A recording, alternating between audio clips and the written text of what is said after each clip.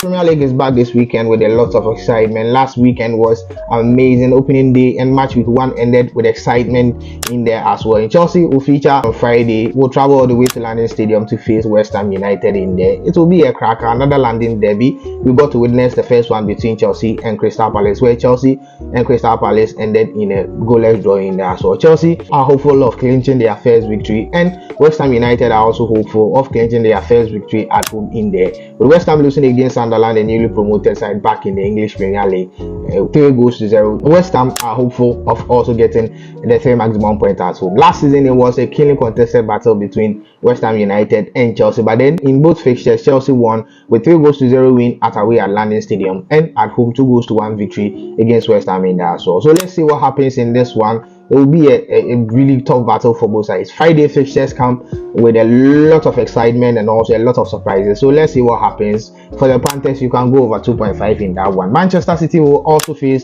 Tottenham Hotspur on Saturday. Early kickoff in there. Manchester City last season suffered the wrath of Tottenham Hotspur. Tottenham won by 4-0 at Etihad Stadium. Last season was not a good season for Manchester City. It was not a typical good season for Manchester City. Pep Guardiola suffered a lot of the ups and downs in there. But then the head-to-head favors Manchester City in the opening weekend. Tottenham Hotspur won by 3-0 at home. It was a great performance from Tottenham Hotspur against Burnley. Manchester City were undoubtedly the best team in the opening weekend, and they won by 4-0. Exciting performance. I think Guardiola is back to his best in this one. Let's see what happens in this one, and it promises to be an exciting game as well. But I think Manchester City have the upper hand with the game they played in the opening weekend. I'm not underrating Thomas Frank, but then I think Manchester City will stand out in this game, although early kickoffs come with a lot of surprises as well. Bournemouth will also play at home against Wolverhampton Wanderers. Bournemouth also gave us a merry at Anfield. It was an exciting game for Bournemouth at away. They lost by 4-2 against Liverpool in their opening day game. End-to-end action. The game had everything at the end of the 90 minutes plus additional time in there. And Wolverhampton Wanderers lost at home at Molineux by 4-0. They couldn't score a goal in the game, and they conceded 4 goals in there. I think they are lying at last in the English Premier League. So coming into this game, going to Vitality Stadium, it will be a keenly contested game between Wolverhampton Wanderers and also AFC Bournemouth. Brentford will also face Aston Villa in the opening week. Brentford lost by 3-1 against Nottingham Forest at away in there. Aston Villa also had a draw in their first game against Newcastle with 10 men. They actually got a red card and they had to finish the game with 10 men, but then they managed to get a point in the game as well. This will be a close game at GTEC Community Stadium. Last season, Aston Villa traveled all the way to GTEC Community Stadium to pick the 3 maximum points, and they won at home at Villa Park against Brentford as well. Brentford have lost some players in there. Brian Mbeumo is gone, and Wissa is not going to play. I'm not sure because he's pushing a move out of Brentford. They've lost Thomas Frank as well, but playing at home, at least a draw for Brentford. But in this fixture, in the past 15 games, Brentford have won 4 times, Aston Villa 4, and any of the teams can win this fixture in here. Burnley lost against Tottenham Hotspur at away, and they are playing at home at Turf Moor against Sunderland. Both teams are newly promoted sides. Sunderland won by 3-0 against West Ham in their opening fixture. Burnley, on the other hand, as I've said, lost in the game. It was not a good game for Burnley in there. They were dominated entirely. Playing at home at Turf Moor, I expect them to rise above the occasion in there. In the Championship last season, Sunderland had a draw at Turf Moor and they won at home against Burnley. So this will be a close affair. Head-to-head in their last 12 games, Burnley have won 4 with 5 ending in a draw and 3 on the side of Sunderland in there as well. Arsenal will also face Leeds at home at Emirates Stadium. This will be another exciting game. Leeds are playing so well, and Anton Stash in the midfield gave us an exceptional performance. It was a complete game for the midfielder. Brilliant performance from the midfielder in there. Arsenal also won at away at Old Trafford, but then it was not an easy win. They had to suffer through the 90 minutes to get 1-0 at Old Trafford in there. All in all, it was needed 3 points, and they were able to clinch this one. I think Arsenal will win this game against Leeds, and head to head they are far ahead of Leeds in here. Their last 11 games, 9 ended on the side of Arsenal, 2 ended in draw, and Leeds are yet to win in their last 11 games, and I think it will continue like this. Arsenal are going to win this fixture as well. Crystal Palace will face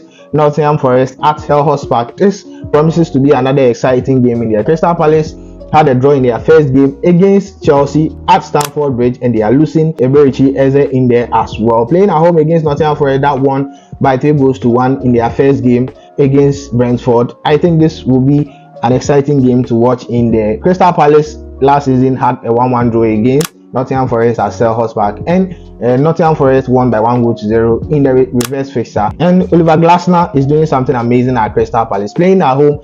Crystal Palace, I think, have the upper hand against Nottingham Forest. I'm not underrating Nottingham Forest at all. Everton will also face Brighton and Hove Albion. In their first game, Everton lost by 1-0 against Leeds at away, and they are playing at home at their new stadium, the Dickinson Stadium, and it's an amazing stadium. Brighton and Hove Albion also had a draw against Fulham in the opening weekend, 1-1 draw. But I'm expecting Everton to win this game, considering that they are playing at their new stadium. I don't expect them to start the season with a lose at their new stadium in there. Fulham will also welcome Manchester United. Manchester United didn't have luck in their first game against Arsenal. They played so well, they created a lot of chances. They were defensively better than Arsenal, but yes, still they lost by 1-0 in there. Fulham are also not an easy nut to crack in here, and it will be a tough game between Fulham and Manchester United. But then I expect Manchester United to win this game at away. Manchester United are going to get their first win at away. Last season they won against Fulham at away 1-0, and I expect them to win this one as well at the end of the 90-minute plus additional time. Newcastle and Liverpool will end match week 2. This will be a fixture to witness in the English Premier League. It will be an exciting game, and it will come with a lot of drama as well, considering the fact that Alexander Isak will not be featuring for Newcastle in here, and he is pushing for a move to Liverpool in there as well. This game will be an exciting game. I'm expecting a tribute for Diogo Jota. In the last 2 seasons, Liverpool did the same for Christian Ansu, and Newcastle, I'm sure they will do a similar one for Diogo Jota in there as well. Last season, Liverpool won at Anfield 2-0 against Newcastle, but then at St James's Park, it was a 3-3 draw, an exciting game, end-to-end action, 6-goal thriller, and I expect this game to be like that as well. It will be a game of goals, and Liverpool at the end of the match will stand tall in here. So this is a round through of match week 2 in the English Premier League. Thank you for sticking with me through this one. My name has always been Anderson. Stay safe and bye bye.